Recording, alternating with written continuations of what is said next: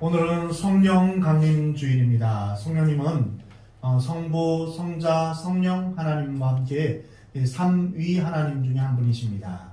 성령 하나님은 창조 때 하나님이 함께 하셨습니다. 그리고 구약에서는 여러 선지자들을 통하여서 성령으로 임하여서 이제 하나님의 말씀을 전하게 하셨습니다. 그리고 예수님께서 사역하실 때 성령으로 기름을 부으셨습니다. 그리고 우리가 구원받을 수 있는 것도 바로 성령님이 우리와 함께 하시기 때문에 우리가 성령으로 인하여서 거듭나게 될 수 있는 것입니다. 또한 이 땅 가운데서 진리 가운데 하나님의 말씀대로 순종하며 살아갈 수 있는 능력도 바로 성령님이 우리와 동행하심으로 말미암아 가능한 것입니다. 그래서 우리가 예수님을 닮아가며 예수님의 길을 따라가는 삶을 살기 위해서는 우리가 성령으로 충만하게 되기를 우리가 늘 기도해야 됩니다. 오늘 본문에서 너는 나를 따르라 하시는 그 예수님의 명령에 순종하며 살기 위해서는 우리가 성령의 역사하심, 성령의 충만하심 가운데 살아가야 될 것입니다. 오늘 본문 18절 말씀을 보면 예수님은 찾아오는 수많은 사람들을 보시고 바다 건너편으로 가기를 명하셨습니다. 예수님을 찾는 사람들은 병든 자, 귀신 들린 사람들, 그리고 많은 구경꾼들이었습니다. 그들은 체면도 없이 자신들의 요구와 호기심을 채우기 위해서 구름대처럼 몰려들었고 예수님은 몹시 지치고 피곤하셨습니다. 예수님은 하나님의 아들이십니다. 그리고 예수님은 하나님이셨습니다.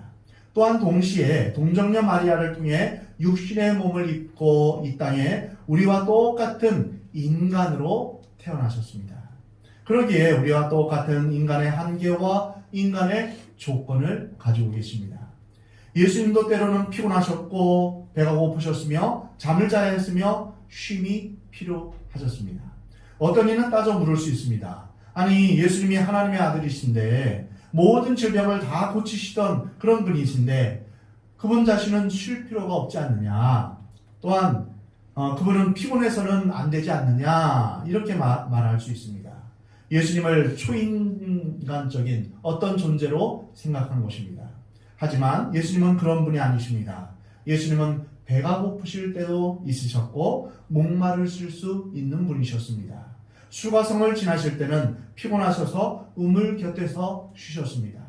그리고 십자가에 달리실 때는 내가 목마르다 라고 말씀하셨습니다. 예수님은 십자가를 되도록 피하려고 하셨던 인간적인 면이 있으셨던 분입니다.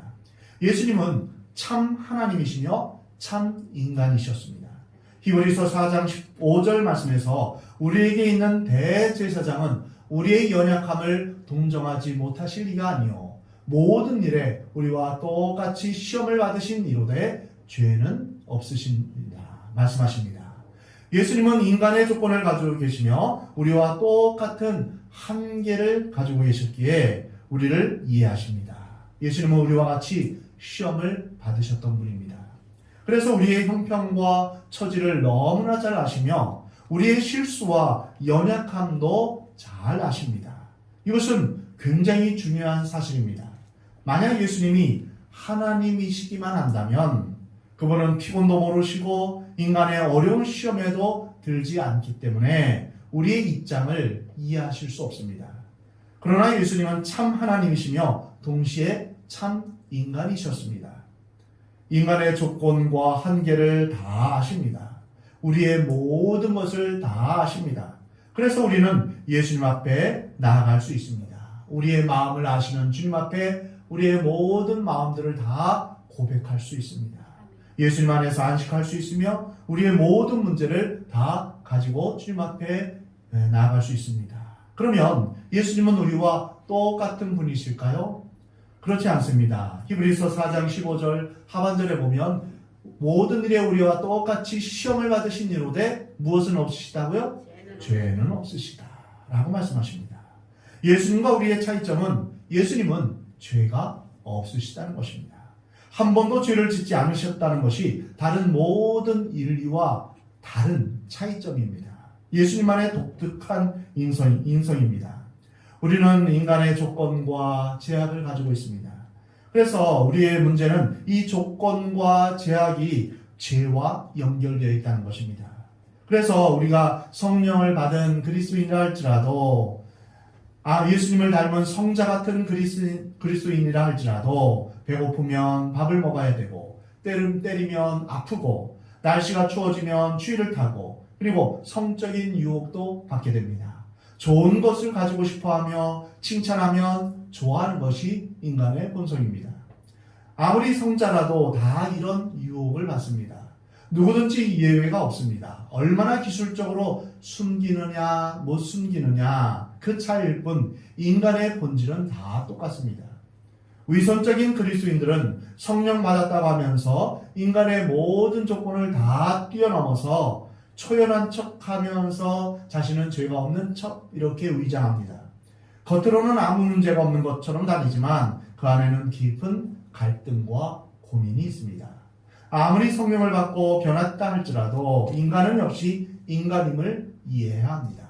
사도 바울도 로마서 7장에서 내 안에 성령의 법과 죄의 법이 서로 싸운다 이렇게 고백하고 있습니다. 그러면 진정으로 성령 받은 성숙한 그리스도인들의 모습은 무엇일까요? 인간의 이런 조건과 한계, 즉 인간의 연약함과 질병과 절망적인 상황 앞에서 예수님처럼 죄를 짓지 않고 원망하지 않는 것이 진정한 그리스도인의 모습입니다. 그리스도인들은 배가 고프면 도둑질하는 대신 일어나서 일을 하고 일할 형편이 되지 못할 때는 기도합니다. 그리스도인들은 화가 난다고 해서 아무데나 화풀이하지 않습니다. 또한 모욕을 당하고 오해를 받고 사람들에게 고통을 당하면 누구든지 복수하고 싶은 마음을 가지게 되지만 그러나 참된 그리스도인들은 참고 기다리며 하나님께서 해결해 주시기를 기도합니다. 그리스도인들은 시험을 당하지만 결코 시험에 빠지지 않습니다. 예수님 믿는다고 해서 시험이 없는 것이 아닙니다. 시험이 없는 인생은 아무도 없습니다. 예수님 믿는다고 마귀가 알아서 도망가지 않습니다. 우리 모두는 시험에 들 수 있고 마귀의 유혹을 받을 수 있습니다. 그러나 시험을 받지만 시험에 빠지지 않는 것, 죄의 유혹에 넘어가지 않는 것, 이것이 바로 그리스도인입니다. 그래서 우리는 성령의 도우심과 성령의 이끄심을 우리는 받아야 하는 것입니다. 그리스도인들도 죽을 병에 걸릴 수 있고 암에 걸릴 수 있습니다. 그러나 죽음에 이를지라도 하나님을 원망하지 않는 것입니다. 원하는 대로 되지 않더라도 감사한 것이 세상 사람과 그리스도인들과의 차이점입니다. 예수님께서 참 하나님이시며 참 인간이신 것처럼 신앙도 극히 영적인 것이며 또한 극히 인간적입니다. 인간적이라는 것은 사탄의 유혹으로 인해서 죄를 짓는 것과는 다른 문제입니다. 오늘 본문에서 예수님의 인간적인 모습과 함께 두 번째로 예수님은 예수님의 제자로서의 자격을 말씀하십니다. 오늘 본문과 같이 많은 사람들이 예수님의 제자가 되기를 원했습니다. 왜 그들은 예수님의 제자가 되기를 원했을까요? 아마 분명히 예수님의 말씀이 좋았기 때문일 것입니다. 우리가 교회 오는 이유도 교회가 좋기 때문입니다. 교회가 싫으면 올 리가 없습니다. 하나님의 말씀이 좋고 분위기가 좋고 예수님 믿는 것이 좋아서 오는 것입니다. 어떤 사람은 예수님의 설교를 듣고 신선한 충격을 받고 이제 감동을 받았을 것입니다. 뿐만 아니라 병 고치는 것을 보니까 신이 나고 귀신이 벌벌 떨며 쫓겨가는 것을 보니까 예수님이 너무 좋은 것입니다. 너무 매력적인 것입니다. 그것만 쫓으면 모든 것이 다 잘 될 것 같았습니다. 예수님은 보리떡 5개와 물고기 2마리로 5,000명을 먹이시는 그러한 이적을 베푸셨습니다. 참 좋은 분이시기에 또 능력이 있으신 분이기에 많은 사람들이 예수님의 제자가 되려고 몰려들었습니다. 그러나 예수님의 제자가 된다는 것은 그리 쉬운 일이 아니었습니다. 아무나 되는 것이 아닙니다. 자격이 있어야 합니다. 예수님은 오늘 본문에서 두 종류의 사람에 대해서 말씀하십니다. 그래서 예수 그리스도의 참된 제자가 되기 위해서는 이러한 자격을 갖춰야 된다라고 말씀하십니다. 오늘 본문 19절 말씀은 바로 그 중에 첫 번째 사람인 서기관의 고백이 나옵니다. 이 서기관의 고백은 겉으로는 아주 훌륭해 보이지만 문제가 있는 고백입니다. 선생님, 어디로 가시든지 저는 따르겠습니다. 이 사람의 문제는 예수님의 의도와 뜻보다는 자신의 결심과 헌신이 더 중요하다는 것입니다. 많은 경우에 예수님의 제자들은 너는 나를 따르라 라고 예수님의 부르심이 먼저 있었습니다. 마태를 부르실 때나 베드로를 부르실 때나 이제 많은 제자를 부르실 때 예수님이 먼저 요청했습니다. 그런데 이 서기관은 자기가 자원해서 내가 어디를 가든지 예수님이 어디를 가든지 나는 따르겠습니다. 이렇게 말합니다. 예수님의 뜻은 엿줍지도 않고 결단을 내린 것입니다. 예수님의 의견은 중요하지 않습니다. 중요한 것은 자기 생각입니다. 그 당시 서기관이란 교육을 많이 받은 사람들입니다. 종교적으로 존경을 받는 상류 계급입니다. 율법을 연구하고 가르치는 사람들입니다. 그래서 많은 사람들의 존경을 받았습니다. 그래서 자신의 헌신은 당연히 받아들여질 것이다 라고 확신하고 있었습니다. 나 정도의 위치라면 당연히 예수님의 제자로 받아들여져야 되지 않겠는가 이렇게 생각한 것입니다. 이것이 바로 영적 교만입니다. 이 서기관은 예수님을 따른다는 의미가 무엇인지 정확하게 이해하지 못했습니다. 예수님을 따르는 데 있어서 치러야 할 대가가 무엇인지 알지 못했던 것입니다. 오늘날 그리스도인들이 예수님을 믿고 예수님의 제자가 된다는 것을 너무 낭만적으로 생각하며 자기중심적으로 생각하며 나 정도의 위치에 있는 사람이면 내 말은 받아들여져야 되지 않겠나 생각하는 경우가 많습니다. 그래서 헌신자는 많지만 막상 보낼 사람이 없고 제자 되기를 원하는 사람은 많지만 제자의 삶을 사는 사람은 적습니다. 이러한 서기관의 요구에 예수님은 다음과 같이 말씀하셨습니다. 20절 말씀에 여우도 굴이 있고 공중에 새도 거처가 있으되 인자는 머리 둘 곳이 없도다. 얼핏 들으면 서기관의 질문과 상관이 없는 것 같습니다. 예수님은 참 지혜로우십니다. 예수님의 제자가 되겠다는 그 사람에게 거절하지 않으셨습니다. 자격이 없다라고 말씀하지 않으셨습니다. 오히려 자격을 제시하셨습니다. 오늘 본문 20절 말씀은 산에 사는 여우도 자기 굴이 있고 넓은 창공을 나는 새도 저녁이 되면 깃들일 장소가 있다. 그러나 내가 따르고자 하는 나는 머리 둘 곳 하나 없는 사람이다. 그래도 내가 나를 따르겠느냐 이렇게 물으시는 것입니다. 하나님께서는 사람의 목소리가 없어서 찬양을 못 받는 것이 아닙니다. 하나님은 우주의 대합창을 받으시는 분입니다. 왜 우리의 찬양을 받으시려고 할까요? 목소리 때문이 아닙니다. 우리의 마음 때문입니다. 교회에 사람이 없어서 하나님께서 사람을 구원하시는 것이 아닙니다. 돌멩이를 들어서 아브라함의 자손이 되게 하실 수도 있습니다. 내가 교회에 와준다고 하는 것은 착각입니다. 누구를 위해 교회에 오는 것도 아니며 누구를 위해서 헌금하는 것도 아닙니다. 누구를 위해서 예수님을 믿어주는 것도 아닙니다. 나를 위해서입니다.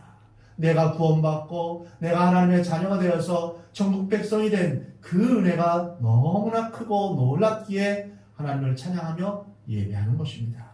우리의 태도가 중요합니다. 마음의 중심이 중요합니다. 그래서 예수님은 여우도 굴이 있고 공중 나는 새도 깃들일 곳이 있지만 나는 머리 둘 곳이 하나 없다라고 말씀하신 것입니다. 예수님은 집이 없으셨습니다. 설교가 끝나시면 예수님은 산으로 가셨습니다. 하늘을 지붕 삼고 산을 거쳐 삼으셨습니다. 예수 영화를 보면 예수님께서 그냥 노상에서 주무시고 일어나시는 그런 모습을 볼 수 있습니다. 인자는 머리 둘 곳이 없다. 이 말씀은 예수님을 따라다녀봤자 돈 한 푼 안 생기고 좋은 직장 하나 알선해 주지 못하니 별 볼 일 없다. 이렇게 말씀하신 것입니다. 사람은 집이 있고 월급이 넉넉해야 안전하고 안심하고 살게 됩니다. 도둑이 없고 국방이 튼튼한 것도 자신의 안전과 관련된 문제입니다. 사람은 안전이 위협받으면 초조해지고 쫓기고 외로워집니다. 그러니까 자신의 안전을 최대한 지켜줄 수 있는 것이 돈이라 생각해서 어떤 방법으로든 돈을 모으려고 합니다. 돈과 함께 명예를 얻으려고 합니다. 또 사람을 많이 알아두려고 합니다. 인맥이 중요하다 이렇게 생각합니다. 이것은 어떻게 하든지 안전하게 살려는 사람의 기본적인 마음 때문입니다. 그래서 예수님은 안전의 문제에 대해서 말씀하십니다. 그런 의미에서 예수님을 따르는 참된 제자는 세상의 안전과 편안함과 세상의 행복을 추구하는 사람이 아님을 우리에게 알려주십니다. 자기 희생이 있어야 하며 자기 부인이 있어야 하며 또한 예수님만을 따르는 각오가 있어야 됩니다. 오늘 본문에서 두 번째 종류의 사람을 보게 되는데요. 오늘 본문 21절 말씀입니다. 제자 중 한 사람이 이르되 주여 내가 먼저 가서 내 아버지를 장사하게 허락하시옵소서. 제자가 되기 위해서 어떤 조건을 제시하는 것은 중요하지 않습니다. 하나님 이렇게 해주시면요 제가 이렇게 하겠습니다. 이것은 믿음이 아닙니다. 하나님 앞에서 조건을 내밀어서는 안 됩니다. 하나님은 흥정의 대상이 아니십니다. 신앙이란 어떻게 하든지 주님의 말씀을 따르겠습니다. 이것이 신앙입니다. 이렇게 하든지 저렇게 하든지 내가 주님을 따르겠습니다. 하나님은 나의 주인이시며 나는 하나님의 종입니다. 주님을 믿는 것은 초대교회 때부터 순교의 각오가 필요했습니다. 그리고 주의 복음을 전하는 과정은 순탄하지 않았습니다. 잘 되는 것만이 믿음이 아닙니다. 우리는 이 세상에서 잘 되고 복 받기 위해서 예수님 믿는 것이 아닙니다. 잘 되는 것만이 믿음이 아닙니다. 그렇다면 예수님이 십자가에 못 박혀 죽으신 것은 가장 저주스러운 일이 아니겠습니까? 잘 되면 따르겠다. 이것은 믿음이 아닙니다. 내 아버지를 장사하게 허락해달라. 이것은 어떤 의미입니까? 내 아버지가 돌아가셨기 때문에 장례식을 치르고 오겠다. 이 말이 아닙니다. 이 부분을 잘못 해석하면 아버지가 돌아가셨는데 장례식에도 갈 필요 없다. 이렇게 해석할 수 있습니다. 그것은 잘못된 것입니다. 장례식에 가야 합니다.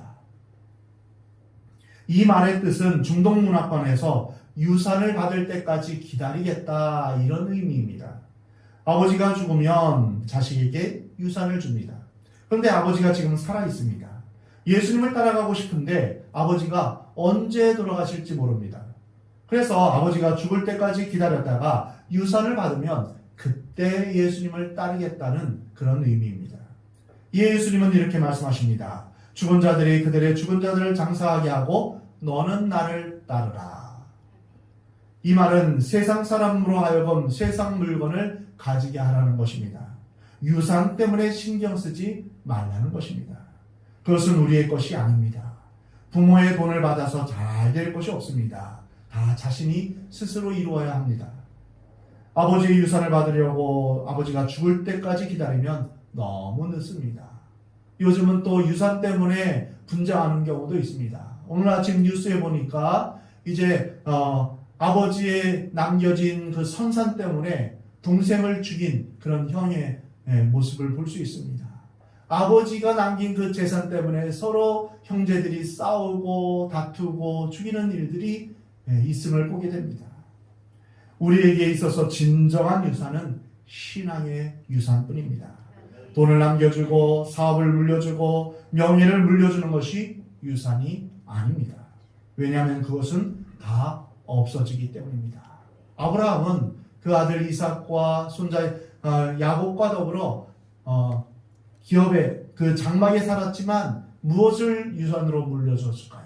하나님의 말씀, 하나님의 약속의 말씀을 기업으로 물려주었습니다. 유산으로 물려주었습니다. 그렇습니다. 우리는 우리가 이 땅에서 사라질 것, 그것이 우리가 물려줄 것이 아닙니다. 돈은 있다가도 없고 없다가도 있는 것입니다. 진정으로 우리를 보장해 주는 것은 말씀이며 신앙뿐입니다. 세상 사람들처럼 정욕과 이기심과 탐욕으로 인해서 생기는 그러한 논쟁과 싸움에 말려들어서는 안 됩니다. 유산을 포기하고 나서 나중에 후회하는 사람도 있습니다. 후회하지 마시기 바랍니다. 하나님이 주시는 것만이 영원한 것입니다. 우리는 영원한 가치를 위해 싸우고 애써야 합니다. 세상의 물질 때문에 영혼을 놓쳐서는 안 됩니다. 자신을 보느라고 자신을 살피느라고 예수님을 놓쳐서는 안 됩니다. 뒤의 것을 잊어버리고 표대를 향하여 십자가를 향하여 나가야 됩니다. 그것이 우리의 인생입니다. 오직 그리스도인들이 가야 할 길은 예수님께서 말씀하신 너는 나를 따르라 하신 그 말씀을 따라 예수님의 뒤를 따라 가는 길뿐입니다. 그 길이 좁고 협착한 길이라도 생명의 길이요 구원의 길이요 또한 진리의 길이기 때문입니다.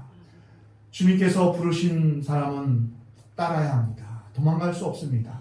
하나님의 일을 할 사람은 하나님의 일을 해야 합니다. 우리 모두에게 하나님이 부르시는 음성이 있습니다. 너는 나를 따르라. 예수님께서 우리를 향하여서 너는 나를 따르라 라고 말씀하십니다. 우리가 어느 직업에 있든지 어느 위치에 있든지 그 직업과 위치를 통해서 하나님께 영광을 돌리라 이런 의미입니다. 나 자신을 위해서 사지 말라. 나 자신의 욕심을 위해서 살지 말라는 것입니다. 예수님은 베드로와 마태를 향하여서 나를 따르라 라고 말씀하셨습니다. 예수님은 오늘날 우리에게도 나를 따르라 라고 말씀하십니다. 세상을 따라가지 마라. 너 자신을 추구하지 말라. 그리고 나를 따르라 라고 말씀하십니다. 그 길이 안전한 길입니다. 좁고 협착하여 많은 사람들이 가기를 꺼려하지만 생명의 길, 구원의 길, 의의 길, 빛의 길이기 때문에 우리는 예수님을 따라가야 합니다. 그 길 외에는 다른 길은 없습니다. 그 길만이 영원한 길이요 가장 가치 있는 길이기 때문입니다. 주님을 따르려면 우리는 어떻게 해야 될까요? 누가복음 9장 23절에서 나를 따라오려거든 자기를 부인하고 날마다 제 십자가를 지고 나를 따를 것이라. 내가 주님을 따르겠다 결심하는 것이 중요한 것이 아닙니다. 주님께서 인정하셔야 됩니다.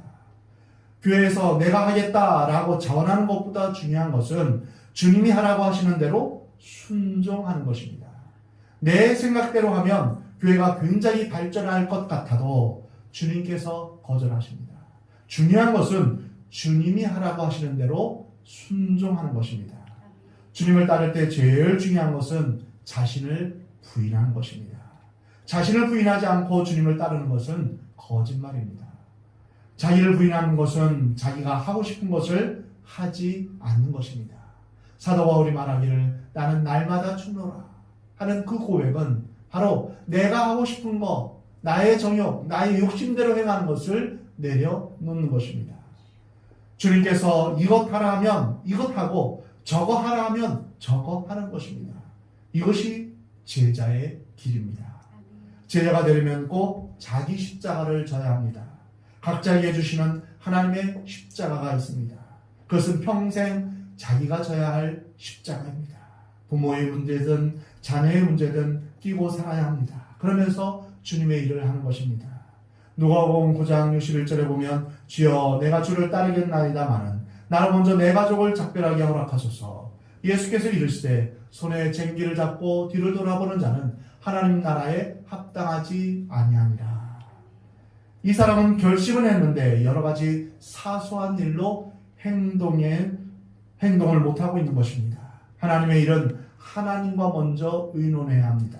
그리고 나중에 사람에게 의논하는 것입니다. 핑계를 대서도 안 됩니다. 주님을 따라가야 합니다.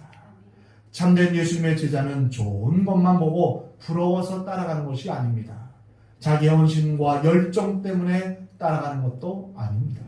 주님을 따르려면 오직 하나님의 부르심에 합당한 목적 때문에 따라간다라고 고백해야 합니다. 영원한 하나님의 나라를 위해서 따라가는 것입니다. 하나님의 영광을 위해서 따라가는 것입니다. 나는 어찌되었든 나는 모욕을 당하고 나는 창피를 당하도 하나님만 영광 받으면 됩니다. 이 고백이 있어야 됩니다. 주님의 뒤를 따르는 것은 우리의 생각대로 우리의 뜻대로 이루어지는 것이 아닙니다. 우리가 해야 할 유일한 일은 하나님께서 시키는 대로 순종하는 것뿐입니다. 가라 하면 가는 것이고 멈추라 하면 멈추는 것입니다. 주님을 따르는 길은 세상의 편안함이나 물질을 포기하며 자신을 부인하는 것입니다. 사랑하는 성도 여러분, 세상의 어떤 길보다 소중한 예수님의 길을 따라 예수님의 제자로 살아가지 않겠습니까? 영원한 하나님 나라를 위해서 하나님의 영광을 위한 가치 있고 소중한 이 길을 따르고자 하는 저와 여러분이 되기를 우리 주님은 원하십니다. 예수님께서 말씀하시기를 너는 나를 따르라 하실 때 예 주님, 제가 주님을 따르겠습니다. 이러한 고백이 우리 모두에게 있기를 원합니다. 여러분 한번 저를 따라해 보시겠습니까? 예 주님, 제가 주님을 따르겠습니다. 제가 주님을 따르겠습니다. 예 주님, 예, 제가 주님을 따르겠습니다. 제가 주님을 따르겠습니다. 주님이 오실 것 전까지, 주님 오시는 그날까지 주님의 뒤를 따르는, 그래서 좌우를 보지 않고 오직 십자가를 바라보며 표대를 향하여서 나아가며 우리가 의의 길, 진리의 길, 생명의 길을 가게 되는 우리의 삶이 되기를 우리 하나님은 원하십니다.